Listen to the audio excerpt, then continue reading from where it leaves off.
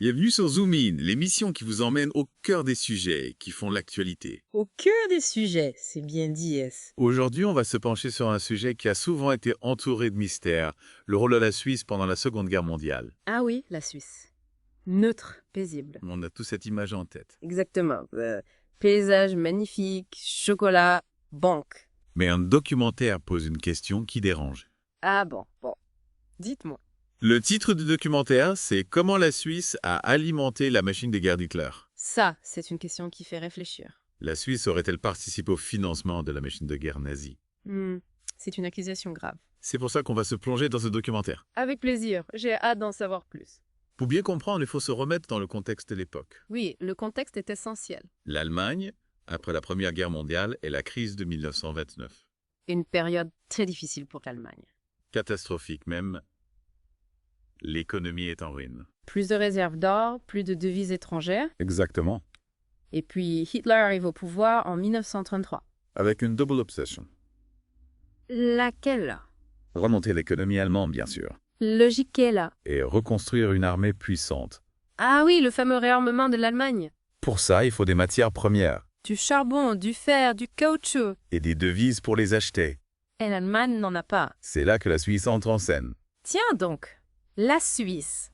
L'Allemagne est sous blocus par les Alliés. Ah oui, c'est vrai. Ses accès aux ressources et aux devises sont limités. Difficile pour l'Allemagne de commercer avec le reste du monde. Mais il y a une exception. Laquelle? Le franc suisse. Ah, le franc suisse. Il reste convertible sur le marché international. C'est une monnaie solide, fiable. Une sorte de planche de salut pour l'Allemagne. Je comprends. La Suisse devient un partenaire incontournable. Malgré Elva. C'est la question qu'on va se poser. Concrètement, comment tout cela fonctionnait? Alors, il faut savoir que l'Allemagne nazie a mis en place un système de pillage. Un pillage, ouais. Oui, un pillage organisé dans tous les pays qu'elle occupe. C'est horrible, ouais. On parle d'or, de devises, de bijoux, d'œuvres d'art. Tout ce qui avait de la valeur. Exactement. Tout était saisi et transformé en monnaie. Pour financer la guerre. Précisément. L'Allemagne avait besoin de ces ressources pour son effort de guerre.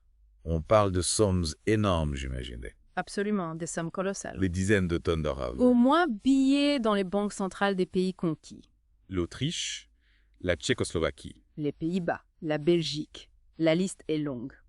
Tout s'est torpillé. Il aboutit. En Suisse. En Suisse, c'est. Oui. La Banque nationale suisse, la BNS. La BNS. Elle se met à acheter cet or à la Reichsbank. La Banque centrale allemande. Exactement. En échange de francs suisses.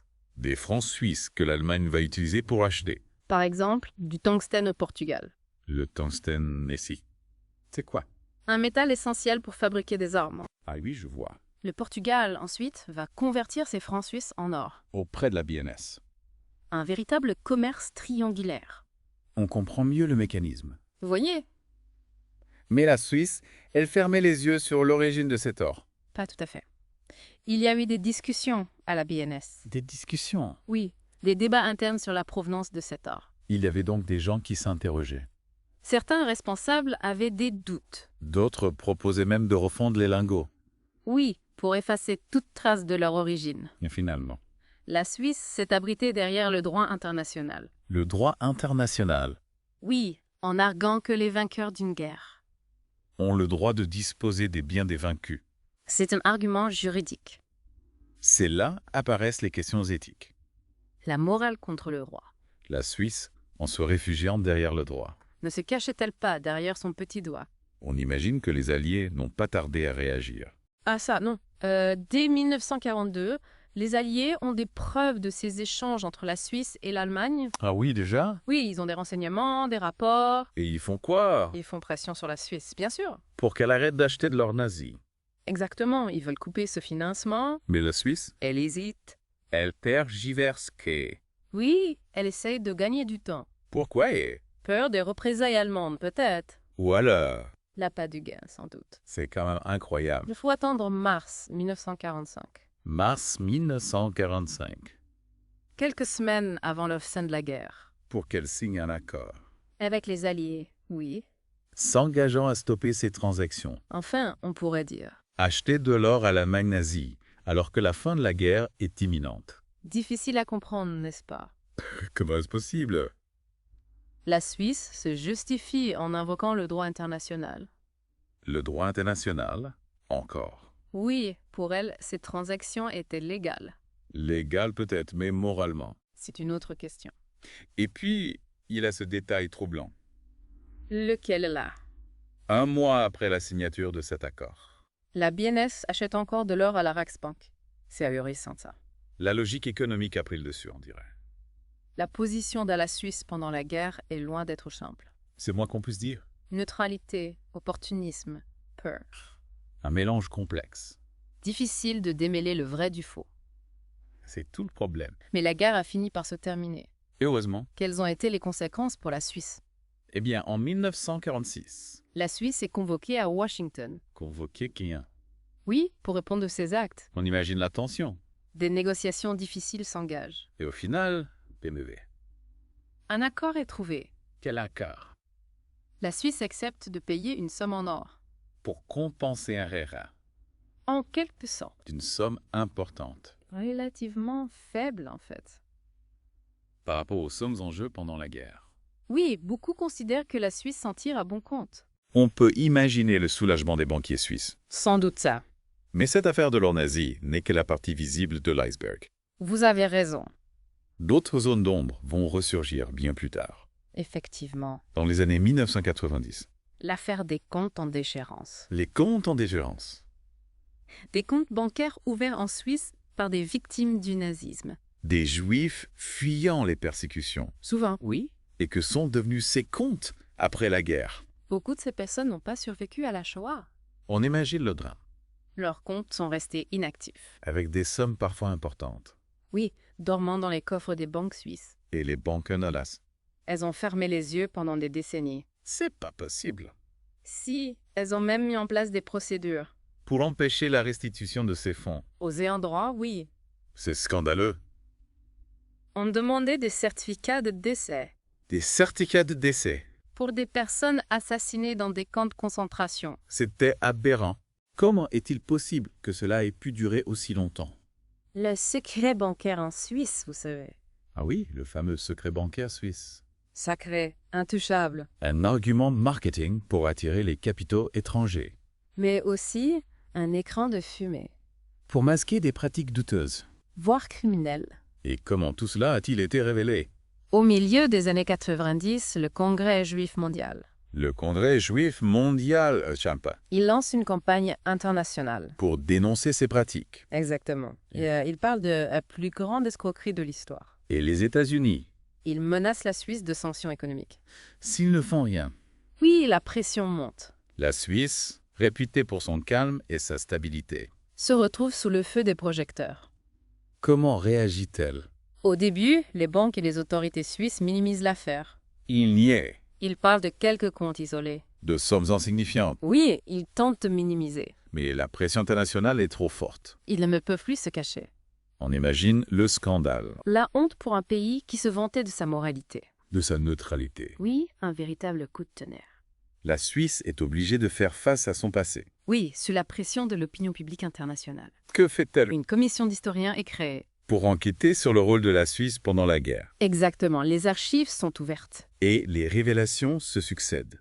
C'est un véritable tsunami. Qu'est-ce que cette commission a découvert? Beaucoup de choses. Par exemple, Des banques suisses qui conservaient des comptes de dignitaires nazis. les nazis. Oui, des comptes cachés, de l'argent sale. C'est incroyable. Et ce n'est pas tout. Quoi d'autre est Des entreprises suisses qui ont profité du travail forcé du travail forcé? dans les camps de concentration. C'est horrible. Et la Suisse qui refuse l'entrée à des milliers de réfugiés juifs.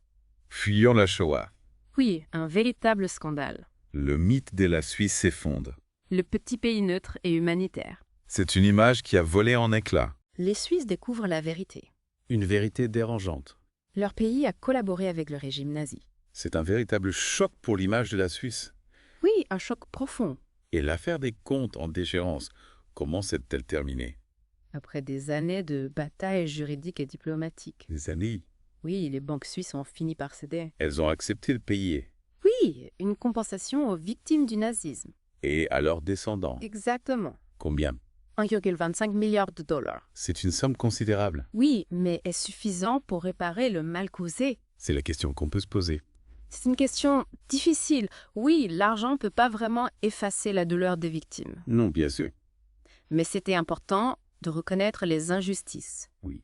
De rendre une partie de ce qui avait été volé. L'histoire de la Suisse pendant la Seconde Guerre mondiale. Elle est plus complexe qu'on ne le croit. Oui, on a vu ça. C'est un récit qui mêle neutralité, opportunisme économique, et puis une certaine forme de complicité avec le régime nazi. On peut le dire. Cette affaire a eu un impact profond sur la Suisse elle-même. Ah oui, Oui, un douloureux examen de conscience. un pays fier de sa neutralité, Oui, de sa stabilité. forcé de reconnaître ses erreurs. C'est compromis. Imaginez le choc pour la population. Oui. Un sentiment de trahison. De colère. Oui, beaucoup ont refusé de croire aux révélations. Il s'accrochait au mythe d'une Suisse irréprochable, Exactement. un déni compréhensible. Face à une vérité aussi dérangeante, oui. Mais la vérité a fini par s'imposer. Oui, heureusement. La Suisse a pris des mesures. Oui, pour tenter de réparer les injustices du passé. En fin d'indemnisation, Pour les victimes du nazisme. les archives ouvertes. Un processus de réforme du système bancaire aussi. C'est important de reconnaître ses erreurs. Oui. Et de tenter de les réparer. Absolument. Ce processus de repentance a été long et difficile. Oui, la Suisse a dû affronter son passé. Ces zones d'ombre. Remettre en question ses mythes fondateurs. Une véritable révolution. Pour un pays aussi attaché à ses traditions. Et aujourd'hui, où en est la Suisse? La Suisse a fait beaucoup de chemin depuis les années 90. Ah bon?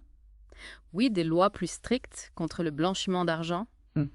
Coopération internationale renforcée. Dans la lutte contre la criminalité financière. Oui, la Suisse s'engage davantage dans la promotion des droits humains aussi. C'est encourageant. Oui. La Suisse a pris conscience de ses responsabilités. Oui, mais il reste encore du travail à faire. Ah oui. Oui, la Suisse doit continuer à s'interroger. Sur son rôle dans le monde. Oui. Ses valeurs. Oui. Ses responsabilités. Rester vigilante. Pour ne pas reproduire les erreurs du passé. Exactement. Une leçon qui vaut pour tous les pays. Absolument. L'histoire de la Suisse pendant la Seconde Guerre mondiale. Une histoire riche d'enseignements. Oui, elle nous rappelle que la neutralité n'est pas une excuse. Pour l'inaction. Que l'opportunisme économique. Peut avoir des conséquences dramatiques. Que le silence face à l'injustice. Est une forme de complicité. C'est une leçon importante à retenir. Oui, très importante. Merci pour cette analyse. Avec plaisir. Et vous, chers auditeurs, qu'avez-vous retenu de cette histoire? Quelle réflexion vous inspire-t-elle? N'hésitez pas à nous faire part de vos commentaires. On vous attend. Et en attendant notre prochaine découverte, à bientôt pour une nouvelle découverte.